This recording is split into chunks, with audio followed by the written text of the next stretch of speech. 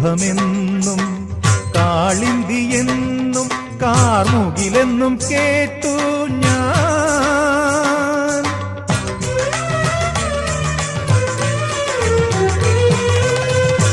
കൗസ്തുഭമെന്നും കാളിന്തിയെന്നും കാർമുകിലെന്നും കേട്ടു ഞാൻ.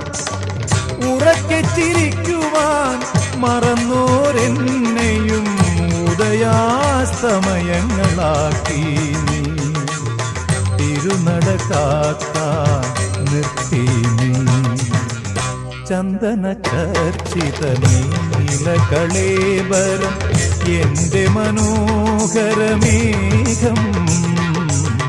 കായാമ്പൂ